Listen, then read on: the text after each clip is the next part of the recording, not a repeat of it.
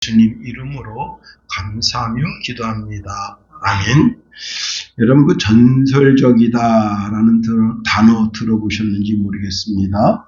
이 전설적이다라고 하는 말은 전설처럼 유명하거나 놀라울 정도 뛰어나다라는 말입니다. 그런데 이 전설적이다라는 말을 듣는 사람을 자세히 살펴보면 이런 사람이 우리의 삶 속에 있죠.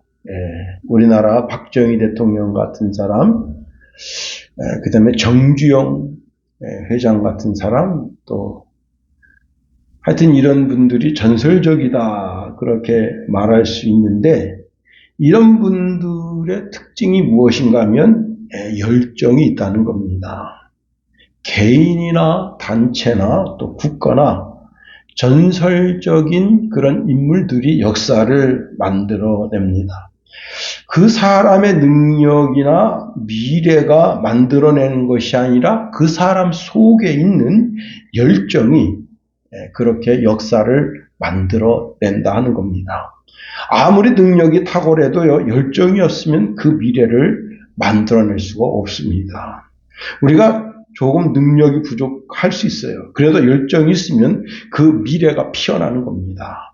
그 열정의 열매를 거두게 된다 하는 겁니다. 그 어떤 위대한 일도 열정이 없으면 업적을 이룰 수가 없는 겁니다. 결코 꺼질 수 없는 열정으로 삶을 살라 하는 겁니다. 인생 지루하게 살면 안 됩니다. 우리가 열정적으로 살다가 열정적으로 죽겠다라는 결심이 서야 되는 겁니다. 저는 이 시간에 여러분에게 그 많은 재능 가운데 열정적인 삶의 자세가 여러분 속에 생겨나기를 축복합니다. 10월 30날 이제 새벽에 몸이 지쳐서 그런지 일어나기가 힘든 거예요. 이제 이게 벨이 이제 4시 30분에 울리고 4시 50분에 울리고 5시에 울리거든요. 그럼 5시에는 일어나야 교회에 오면 5시 반 정도 되는데 몸이 말을 안 들어요.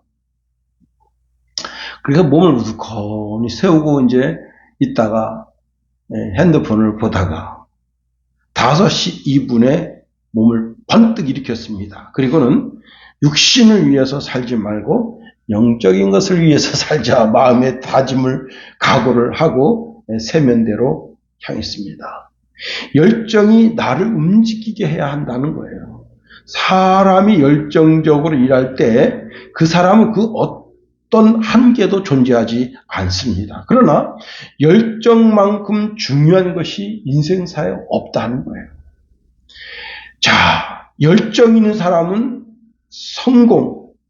그 성공이라는 열매를 거둘 수 있게 되는 겁니다. 열정 없이 거두어지는 열매는 없습니다. 열정 가진 사람은 두려움을 실패하지 않는다는 거예요. 실패해도 그것이 성공으로 가는 밑거름이 되기 때문입니다. 열정 있는 사람은요, 이 세상에 절대로 파산하지 않는다는 겁니다. 혹시 그 열정적으로 일했음에도 불구하고 파산하게 됩니다. 그래도 그 열정적인 그 삶의 자세로 인해서 그 파산을 딛고 일어서는 겁니다. 자, 우리는 이 세상에서 실패할 수가 없다. 그것은 내가 가지고 있는 열정을 날마다 새롭게 해주시는 분이 계십니다. 그분이 바로 예수 그리스도이십니다. 우리가 실패해서 넘어지면 다시 일어나라 말씀하십니다. 이스라엘 민족이 넘어졌습니다. 아예 넘어졌습니다. 도저히 일어날 소망이 없습니다. 그런데 하나님은 하나님의 선지자를 보내서 일어나라, 빛을 발하라 말씀하십니다. 꺾인 갈대도 꺾지 아니하시고 꺼져가는 등불도 끄지 아니하시고 다시 그 일어나 빛을 비추기를 소망하시는 분이 우리 주님이시다 하는 겁니다. 그런데 오늘 본문에 보니까 주님께서 그 열정을 우리에게 불어 넣어 주시는 말씀입니다. 20절 말씀해 보니까 내가 너희에게 분부한 모든 것을 가르쳐 지키게 하라. 볼지어다 내 세상 끝날까지 우리와 함께 계시겠다 말씀하십니다. 이 말씀은 예수님께서 부활하신 후 제자들에게 주시는 마지막 말씀, 즉 대위임령의 마지막 부분입니다. 이 말씀은 단순한 명령이 아니라 지도자로 살아가는 우리의 삶 속에서 약속과 확신을 주시는 말씀입니다. 오늘 이 말씀을 통해서 세 가지로 한번 살펴보겠습니다. 첫 번째는요, 가르치라 말씀하십니다.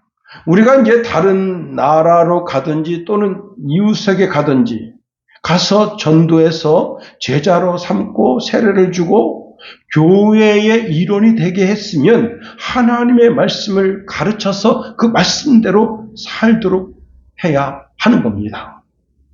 이것은 세례받은 모든 그리스도인의 의무라 하는 겁니다. 이제는 그리스도 예수의 군사로서 가르침을 받아야 하는 거죠. 여러분, 우리가 군대 가서 입대하면 그 네오반 생활에 대한 일장 가르침이 있죠. 이렇게 식사 시간은 언제고, 식사하러 갈 때는 옛날에는 이제 이게 자기 식판을 들고 다녔어요. 식판 그다음에 숟가락을 들고 가고, 혹시 그걸 잃어버렸을 때는 어디 가서 다시 이렇게 배급을 받고, 그다음에 철모를 쓰고, 이런 모든 것을 그 조교로부터 가르침을 받게 되는 겁니다. 네오반에서 걸어갈 때 이제 여러분 그 좌측보행, 우측보행, 외국인들이 우리나라에 와서 깜짝 놀라는 것 중에 하나가 뭐냐면 다 질서정연하게 좌측보행, 우측보행 그걸 지키는 거예요. 외국은 막 그냥 그런 게 없어요. 우리는 이제 사실 일제시대의 문화가 우리 속에 좀 녹아 있기 때문에 일본인들은 철저하게 우측보행한단 말이에요. 이게 이제 우측보행을 하지 않고 좌측보행하다가 사고가 나면 우측보행 그 규칙을 어긴 사람이요, 다 모든 배상을 물어줘야 되는 겁니다.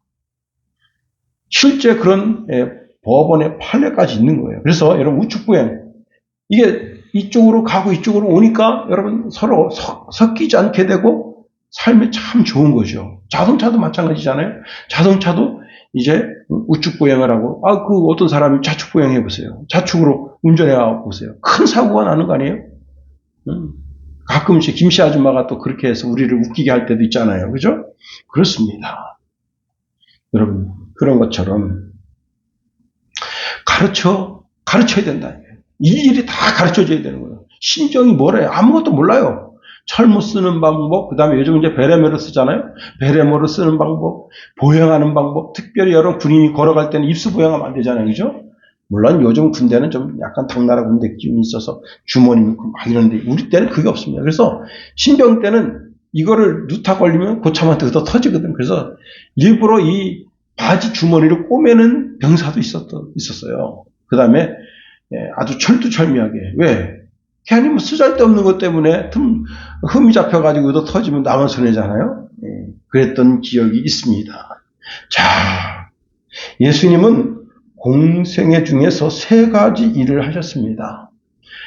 마태복음 9장 35절에 보면 예수께서 모든 도시와 마을에 두루 다니사 그의 회당에서 가르치시며 천국 복음을 전파하시며 모든 병과 모든 약한 것을 고치시니라 말씀하십니다.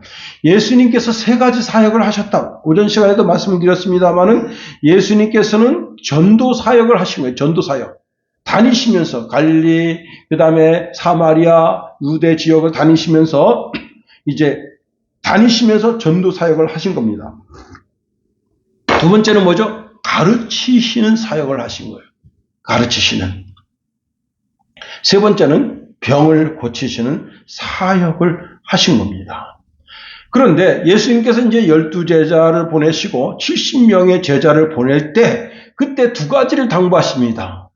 뭘 당부하시는가 하면 가서 복음을 전파하라는 거예요. 그 다음에 병을 고쳐주라는 당부를 하십니다. 그런데 가르치라는 사역은 당부하지 않으십니다. 왜? 예수님이 이 땅에 살아 계실 동안에는 예수님이 우리의 스승님이시다 하는 거예요. 마태복음 10장 7절 8절에 보니까 가면서 전파하여 말하되 천국이 가까웠다 하고 병든 자를 고치며 죽은 자를 살리며 나병한 자를 깨끗하게 하며 귀신을 쫓아내되 너희가 거저 받았으니 거저 주라 말씀하십니다. 그런데 오늘 본문에는 한 가지를 더 하셨습니다. 뭘 더 하셨죠? 가르치는 사역을 당부하셨습니다. 다시 말하면 이제는 예수님께서 이 땅에 계시지 않는 거예요. 그래서 너희가 먼저 믿은 사람으로서 늦게 믿은 사람에게 내가 당부한 것을 가르치라는 거예요. 그렇습니다. 주님은 더 이상 우리와 함께 하지 않으십니다. 이제 주님은 승천하셔서 하나님 보좌 우편에 앉아 계시고 이제는 가르치는 사역을 우리에게 당부하시는 겁니다. 그러므로 먼저 믿은 자는 나중 믿은 그 사람에게 그리스도 예수의 권위로 그를 가르쳐야 되는 거예요. 주님은 하늘과 땅의 권세를 우리에게 주시면서 가르칠 책임과 권위를 부여해 주십니다. 오늘 본문에 보니까 분부한이란 말은 명령하다, 지시하다 라는 뜻입니다. 즉 3년 반 동안 제자들에게 명령하고 지시한 것이 있습니다. 즉 예수님께서 제자들에게 주신 계명들, 교훈들이 있다는 거예요. 그걸 가르쳐줘야 된다는 거예요. 여러분 신앙생활 막 시작한 사람이 뭘 알겠어요? 아무것도 모르는 거예요. 군대 막 들어온 신병과 똑같은 거예요. 그래서 하나하나를 다 소상하게 일러줘야 되는 거예요. 그렇습니다. 여기 가르쳐라고 하는 단어는 현재 분사형으로 되어 있습니다. 현재 삶에서 지속적으로 말씀을 가르치라는 거예요. 이 말을 뒤집으면 우리는 어떻게 계속해서 가르침을 받아야 된다는 거예요. 주일 오전에도, 주일 오후에도, 수요일에도, 금요일에도, 새벽에도, 주예전에 나와서 가르침을 받아야 되는 거예요. 가르침을 받아야 가르칠 수 있는 거예요. 가르침을 받지 않고 가르치기가 매우 어려운 겁니다. 디모데후서 2장 2절에 보니까 내가 많은 증인 앞에서 내게 들은 바를 충성된 사람들에게 부탁하라. 그들이 또 다른 사람들을 가르칠 수 있으리라 말씀하십니다. 자, 제자들은 예수님이 살아계실 때 예수님을 직접 귀를 열어서 그분의 말씀을 들었고 그분이 직접 질병을 고치시는 사역을 보았고 그러니까 예수님에 대해서 얼마든지 생생하게 가르칠 수 있는 겁니다. 여러분 구역장. 우리 어머니가 이제, 우리 어머니는 초등학교 문턱도 안 나오셨습니다. 사실 우리 아버님은 그래도 초등학교 2학년까지 다니시고 군대, 전쟁이 나서 그런 상황이었다고 제가 들었는데, 그래도 군대, 초등학교 2학년까지 갔으니까, 기억, 니은은 아시잖아요. 우리 어머니는 기억, 니은도 모르시는 분입니다. 교회 가서 까막 눈이 벗어졌다. 그래서요, 제가 가끔 금요일날 시골집에 가면 구역예배 시간 될 때가 있습니다. 저희 어머니가 구역원들을 이렇게 앉혀놓고 구역 공과를 읽어주는데 이렇게 읽어줘요. 아주 진취적인 가르침을 받을 수가 있습니다. 알았죠? 그 구역원들이 예, 아멘 그래요. 근데 이제 저보고 구역공과를 내밀고 이 구역공과 좀 해달라. 그럼 제가 이제 가끔 이제 구역공과를 이렇게 쭉 보면 내용이 대충 뭔지 알잖아요. 그러면 이제 대신 말씀을 증거할 때가 있습니다. 여러분 가르칠 수 있어야 돼요. 두 번째로 지켜 준행하도록 해야 되는 겁니다. 자, 한 가지 더 중요한 것은 그 말씀을 내 삶의 지표로 삼아야 된다는 겁니다. 즉, 말씀대로 살아야 되는 거죠. 그래서 본문에 지키게 하라 말씀합니다. 요한일서 2장 3절 5절에 보니까 우리가 그 계명을 지키면 이래서 우리가 그를 아는 줄로 알 것이요.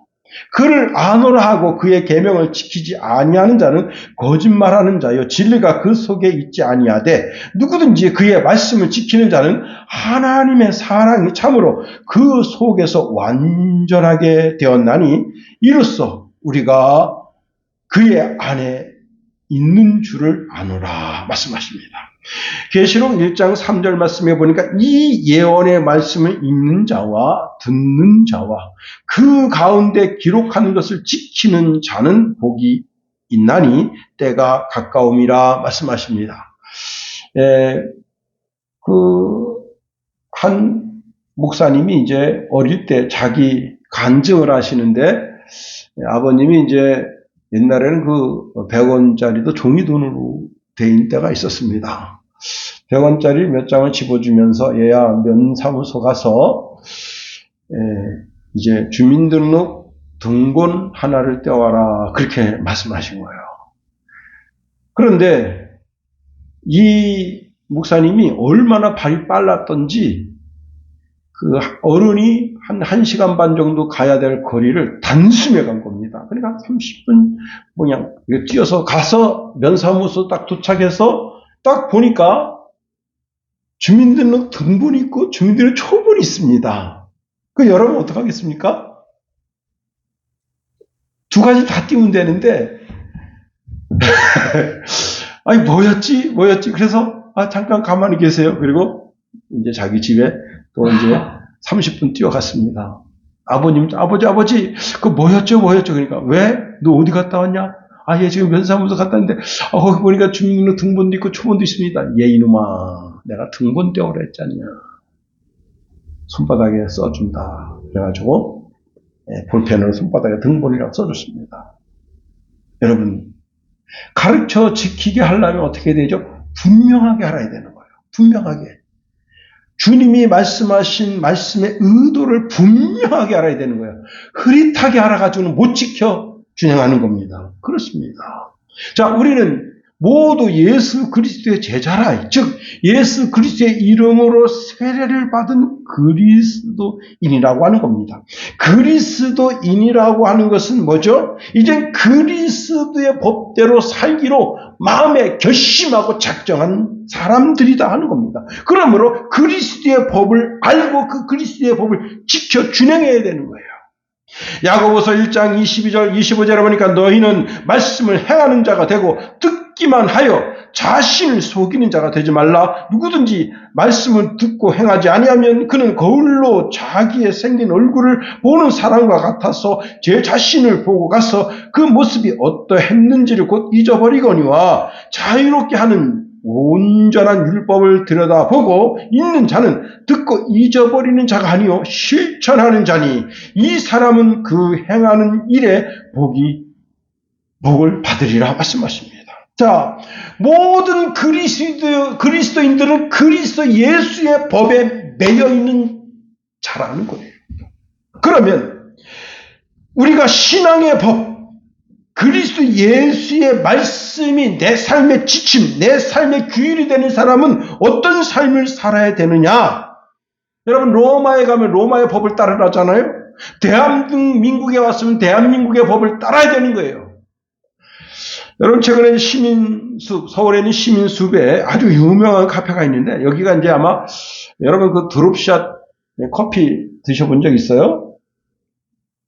그냥 믹스 같은 거, 이렇게 뭐, 블랙커피 이렇게 타는 거 말고, 이게 드립이라 그래가지고 이렇게 막 갈아가지고 하는 커피가 있어요. 이건 좀, 값이 좀 나가요. 그래서 돈 10,000원 정도 합니다. 그 뭐, 산미도 좀 느끼게 되고. 그래서 이, 서울 시민숲 안에 있는 커피숍이 되게 유명한가 봐요. 사람들이 차 대고 와서 그 커피를 마실 정도로. 그런데, 커피 향이 좋고 맛이 좋다 하는 소문이 나다 보니까 중국인들이 와가지고, 자, 중국인들이 거기 왔으면 이제 어떻게 됐겠습니까? 개판돼 봅니다. 이 중국인들은요, 말이 엄청 거칠어요. 샬라샬라샬라 되는데, 제가 지난주에 말씀드렸잖아요. 우리가 그, 나트랑에 그 공항에 도착했는데요. 와, 그 중국 여자가, 거기 지금 줄 잡아 그 공항에 한 250명, 한 300명 정도 있는데, 그 팻말 하나 들고 중국어로 막 샬라샬라샬라 막 되는데 얼마나 목소리가 큰지 쩌렁쩌렁 여기서 저 끝까지 쩌렁쩌렁하게 들려. 그러니까 이제 거기 어떤 제가 볼 때는 뭐 이제 영어를 쓰시는 영어권 분들이 뭐라고 샬라샬라 다니는데 그 성기사님 그러더라고요. 저 사람이 뭐라고 말하냐면 아유 저 미친년 조용히 좀 하지 그랬다는 거예요. 영어로. 그런데 그 말 끝에 한국 사람이 야 조용히 좀 해 그런 거예요. 근데 이 여자는 못 알아듣잖아. 중국어는 계속 막 샬라샬라샬라 똑같은 거예요. 문화성이 야 상대방을 배려하지 않는 거예요. 그냥 그 커피숍에 와가지고 막 떠들어야 되니까 어떻게 됩니까? 여기서 팻말을 붙였습니다. 뭐라고 팻말을 붙였느냐? 더 이상 중국인을 받지 않는다. 그러니 중국인은 오지 마라. 영어로 써 붙였습니다. 그래가지고 지금 이게 국제 뉴스로 중국에 지금 뉴스가 방영이 된 거예요. 그러면 여러분 반성할 줄 알아야 될 거 아니야. 예? 야 중국 놈들이 가가지고 말 남의 한국 카페 가가지고 떠들어대가지고 더 이상 한국 사람 그 카페 안 와. 그리고 이 카페가 어떻게 되는 거야? 망하는 거야. 중국 사람은 여행객이니까 한 번 왔다 가면 끝이에요. 그런데 그 고정 오는 손님들이 중국 사람도 있어가지고 못 가겠다. 잃어버리니까 이 카페가 문 닫게 된 거 아니에요. 응? 그렇습니다. 여러분 같은 이치다. 그리스도인은 그리스도의 법을 따라야 되는 거예요. 즉 그리스도의 명령과 말씀에 순종해야 한다는 겁니다. 그리스도는 모든 일에 감사하라 명령합니다. 그러므로 감사하는 자가 되어야 되죠. 범사에 감사해야 하는 거죠. 모든 일에. 여러분 한 목사님이 이제 그 아들이 그래도 그 공부 좀 한다고 껍적껍적대고 다닙니다. 여러분 공부 잘해서 척척척 서울대도 가고 연대 고대 그 다음에 여러분 카이스트 뭐 막 들어가 보세요. 그럼 아빠의 엄마의 이 프라이드가 얼마나. 그런데 그냥 자기 아들은 떨어지고 장로님 아들은 턱 붙었습니다. 장로님 아들은 법대에 붙었어.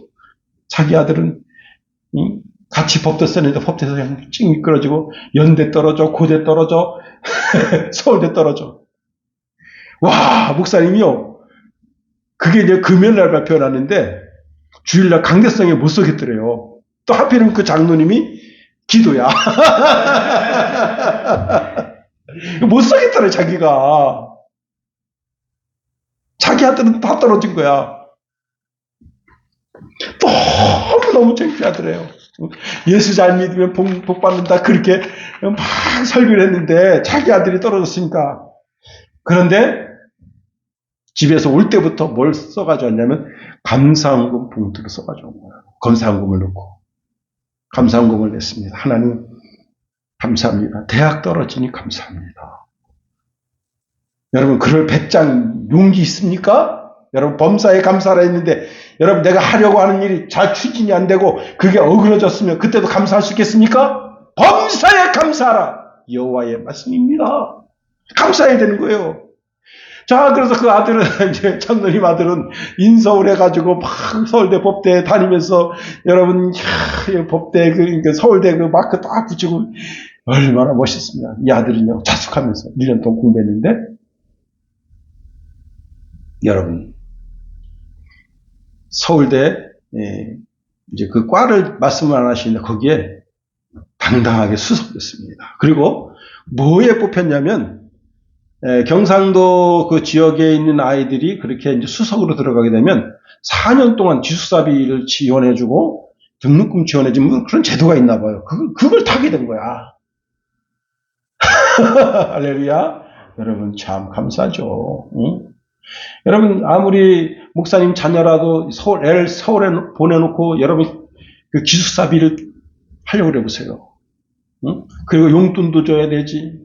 그러니까 버거운데 그게 딱 당첨된 거야. 그 목사님 입이 찢어져가지고 그냥 응? 여러분 또 모든 그리스도인들은 서로 사랑하라는 명령을 받고 있습니다.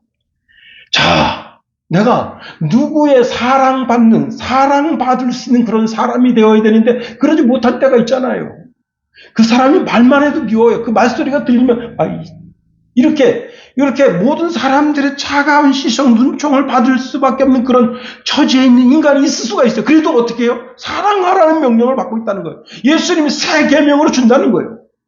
요한복음 13장 34절에 새 계명을 너희에게 주노니 서로 사랑하라. 내가 너희에게 사랑한 것 같이 너희도 서로 사랑하라. 예수님이 12제자 가운데 여러분 예수님 팔아쳐먹는 그런 배은망덕한 그런 제자가 있잖아요. 근데 주님은 베드로는 수제자고 참 예수님의 마음을 참 이렇게 어루만지고 예수님에게 그냥 진짜 100점짜리 답을 하고 그러니까 예수님이 베드로를 끔찍이 사랑하고 그 가룟 유다는 요 새끼고 나를 팔아쳐 먹을 놈이니까 사랑을 들어가 아니라 주님은 동일한 사랑을 주시는 거예요.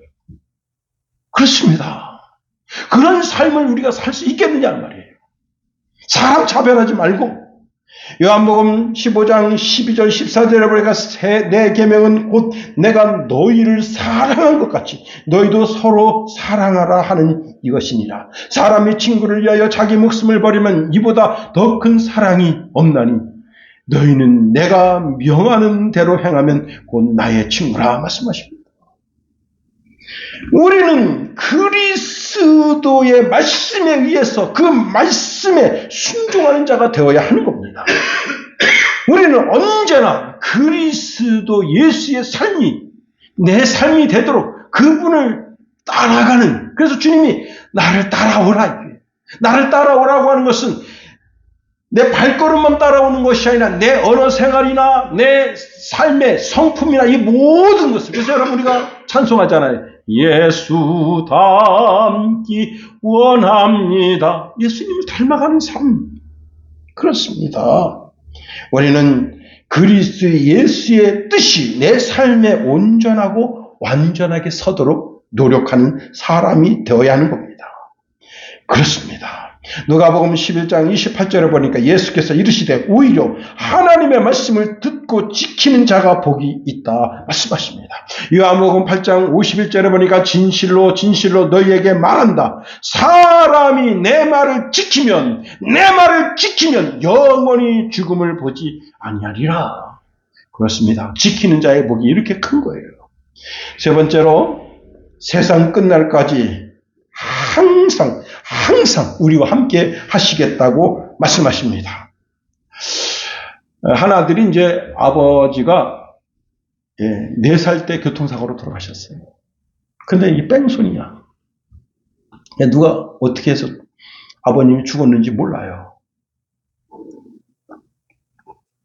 그리고 삶이 너무 팍팍하니까 엄마가 11살 때 이제 가출했습니다. 그리고 이제 할머니, 할아버지, 이 아들, 손주죠? 이렇게 셋이 사는데, 자, 아버지도 없고, 엄마도 없고, 그러니까 애가 어떻게 되겠습니까? 딱 보이잖아요, 그림이. 어떤 그림이 보이죠? 24시간 컴퓨터 모니터에 앉아가지고, 보이죠, 그죠? 응? 그렇게 된 거예요. 학교 가라는 시간대는 자버리고, 그리고 이제, 저녁 때쯤 되면 학교에서 애들이 옵니다. 그럼 그때 가서 잠깐 만나요.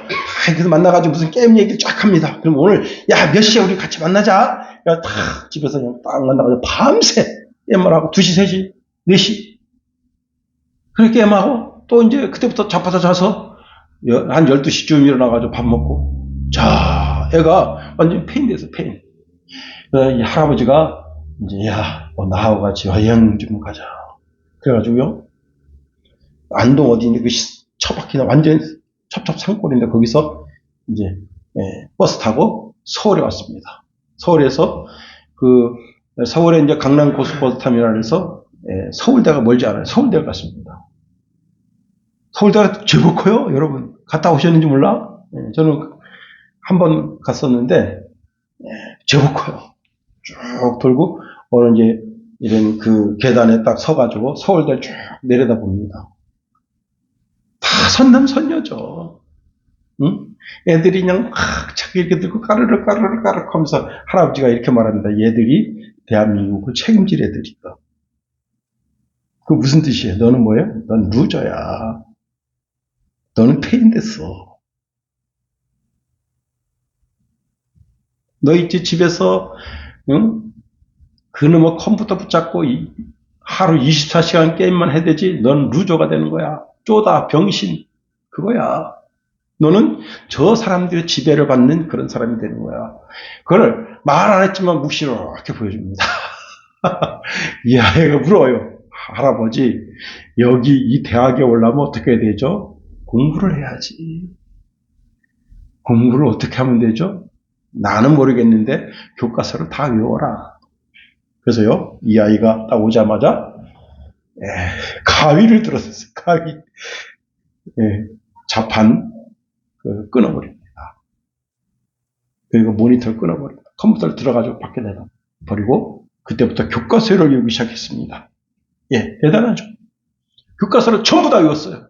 토시 하나 빠뜨리지 않고 외우니까 갑자기 저기에서 이렇게 해서 급상승해가지고 그 학교 1등이 됐습니다. 근데 문제는 뭐냐면 수학도 따라가고 다 따라가는데 영어를 못 따라가게 되는 거예요.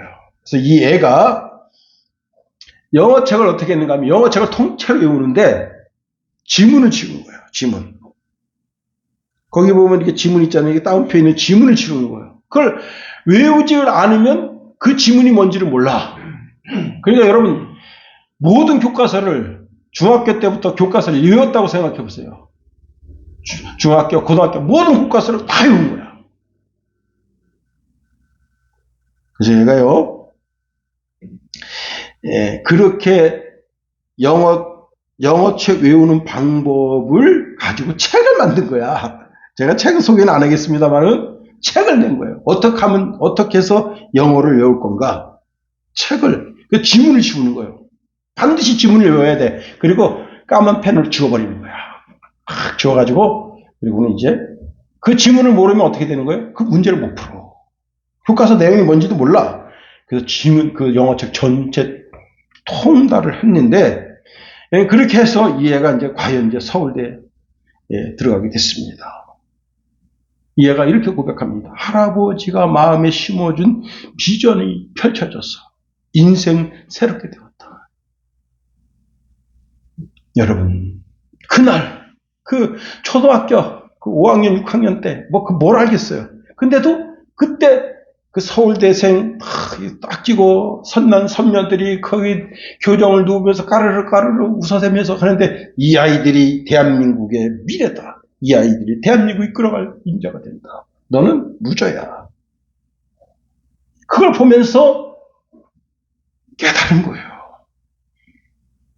여러분, 그 할아버지가 그 초등학교 5학년짜리 마음에 비전을 심어줬는데도 그 비전 가지고 그 아이가 된 겁니다. 그리고 영어책을 낸 거예요.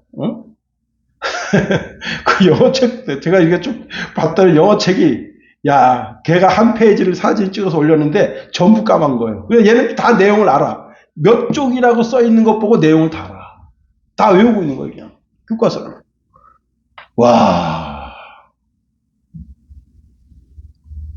여러분, 모든 그리스도인들은 그리스도께서 영적으로 함께 임재해 계실 것을 보장하십니다. 이 아이가 지금 서울대 그렇게 4년 나왔습니다. 이제 앞으로 이제 자기가 펼쳐질 방향으로 나아가게 되는 거죠. 그런데 할아버지는 영원히 그 아이와 함께 할 수 없어. 할머니도 그 아이와 영원히 함께 할 수 없어. 그러나 우리 주님은 세상 끝날까지 내가 너희와 함께 있으리라고 말씀하십니다. 끝날 뿐만이 아닙니다. 우리가 이 세상 마지막 호흡을 내뱉고 내 심장이 멈추는 그날, 내 의식이 다 사라지는 그날, 그때 주님께서 내 영혼을 붙들고 영혼의 항구인 천국에 들어가게 하신 겁니다.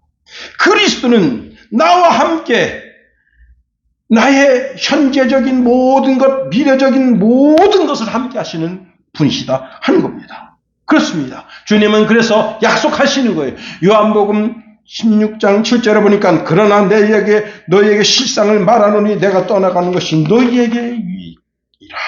내가 떠나가지 아니하면 보혜사가 너희에게로 오시지 아니할 것이요. 가면 내가 그를 너희에게 보내리니 말씀하십니다. 여러분, 구약에 다니엘은요, 미가엘 천사장이 그에게 기도 응답을 가지고 왔을 때 그의 마음이 든든했습니다.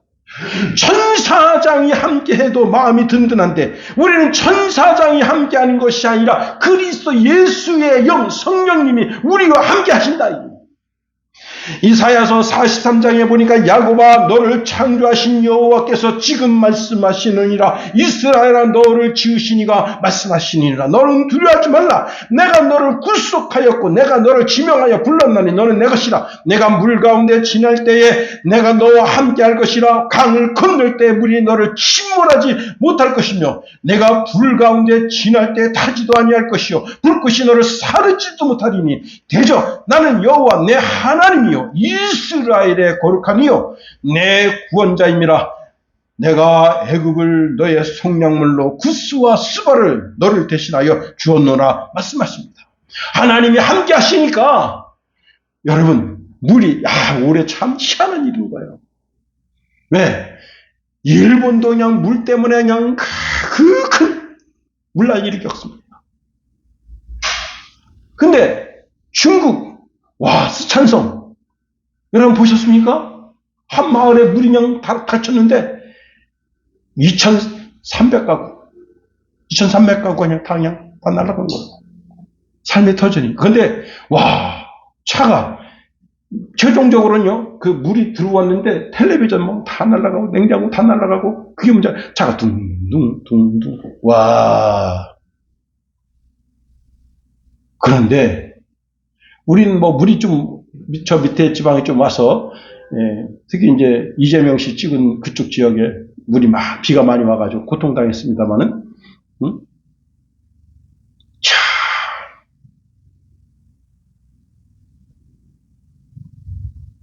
여러분 그 물이 그냥 나의 가산을 삼키고 그럴 때도 하나님께 너를 지켜준다. 불이 함께합니다. 불이 얼마나 무섭습니까? 불이 산을 가르고 그냥 집 그냥 타는 거 뭐 후다닥 지난 목요일 날인가요? 금요일 날인가? 간청리에 한 집이 불에 탔습니다. 새벽 4시 반에 불이 났는데 9시 반까지 껐다든가 10시까지 껐다든가 그리고는 이제 과학수사대가 왔대요. 그냥 불이 그냥 후다닥 그러한 가운데서 즉 물 같은 시험, 불 같은 시험 그게 내 삶에 오더라도 내가 두려워하지 않는다. 여호와 하나님께서 나와 함께 하신다.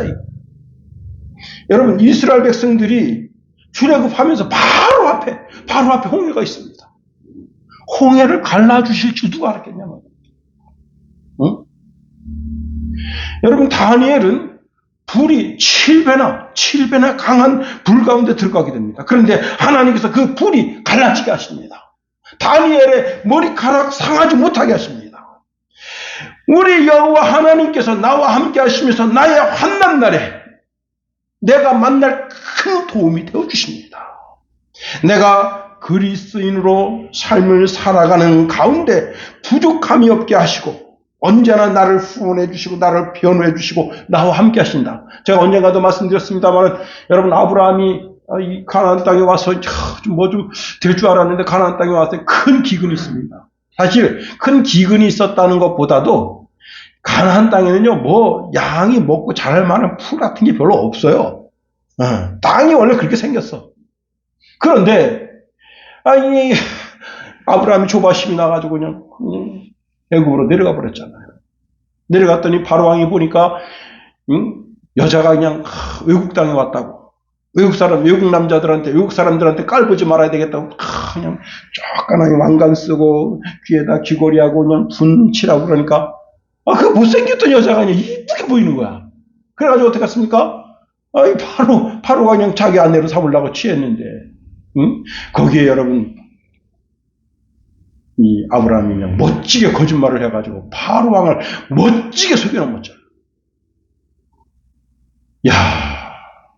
여러분 손으로 도둑질 안 넣으면 손목을 잘라야 됩니다. 발목을 자릅니다. 그럼 혀로다가 한나라의 파라오를 속였으니 어떻게 됩니까? 혀를 잘라야 되는 거 아니에요. 그런데 하나님 어떻게 하셨다고요? 그 혀로 파라오를 축복하게 합니다. 하나님이 제가 그때도 말씀드렸잖아요. 완전히 하나님의 자녀한테 엎어져 있다. 눈에 넣어도 안 아플 내 자식 이렇게 하신다. 응? 참 치사하지. 세상 사람들이 바라보면 어떻게 저렇게 하실 수 있나. 응? 그런데 그게 내 하나님이고 내 아버지이신 하나님이시다. 그렇습니다. 나와 함께 하시고 나의 고난에 나의 위로가 되어주시고 나를 존귀케 하시는 분, 내가 물 가운데 지날 때 불 가운데 지날 때 언제나 함께 하시는 그분. 여러분 그리스도 예수의 영이 나와 함께 하는 그 백성, 그러면 어떤 사람에게 함께 하느냐, 이게 결론입니다. 자, 주님이 약속을 주셨어요. 응? 세상 끝날까지 내가 너희와 함께 있으리라, 그 약속을 주셨습니다. 누구한테 있느냐? 잘 들으세요. 이게 결론이에요. 아무한테나 함께 있는 게 아니에요. 아무한테나. 오늘 이렇게 나와서 예배 드리니까 주님이 나와 함께 하시지. 물론 함께 하시죠. 그런데 그게 아닙니다. 이 마태복음 28장 19절 20절 말씀을 잘 들여다봐야 됩니다. 어떤 사람에게 함께 하시느냐? 복음을 전하는 자와 함께 하시는 거예요. 복음을 전하는 자. 예. 그래서 여러분 어떻게 됩니까? 우리는 복음을 전하기 위해서 내 주변에 12명 정도를 다 핸드폰에다 이름을 써야 되는 거예요. 그래서 그 사람을 위해서 무시를 기도해야 되는 거예요. 그걸 내 마음에 품어야 돼. 저분을 내가 전도해서 하나님 자녀 삼겠다. 그 우리 교회를 데려오라는 그런 말은 아니에요. 그분을 위해서 집중적으로 기도해야 되는 거예요. 날마다 기도해줘야 되는 거예요. 어둠의 영, 사단의 영이 그 사람 속에서 걷어지게 도와주시고 그로 하여금 예수 믿으시는 환경과 처지와 삶을 만들어 주셔서, 그럴 때 여러분 그 사람을 내 마음에 품을 때 태신이 되는 거예요. 태신자. 예. 그리고 기회가 있을 때 예수 믿으세요. 여러분 그 전도자에게 함께 하시는, 복음을 전하려고 하는 자의 입에 함께 하시고 행동과 삶에 함께 하시고. 이제 말씀을 마칩니다. 사실 세상 사람들은요, 사탄의 강력한 발톱 아래 목통이 죄어져 오고 있고 죽기 직전이에요. 그 사탄의 발톱을 꺾는 유일한 것이 바로 복음입니다. 사탄의 가장 강력한 올무를 해체하는 기가 바로 복음이에요. 일평생 사탄의 발톱 아래, 올무 아래 고통하는 그 영혼이 복음을 듣고 예수님을 주로 고백하고 세례를 받고 하나님의 자녀가 되는 현장, 그때 사탄이 울부짖으면서 우리를 삼키려고 해도 삼킬 수 없는 것은, 아무리 삼킨다 해도 삼켜질 수 없는 것은 그리스도 예수가 나와 함께하기 때문입니다. 즉 그리스도 예수의 권세의 능력이 그때 작동된다. 사탄의 권세가 아무것도 아닌 것처럼 만들어주시는 거예요. 그리고 주님은 영원히 우리를 떠나지 않으신다. 전도자에게 주시는 복이다. 기도하겠습니다. 하나님, 우리를 붙드시며 인도하소서.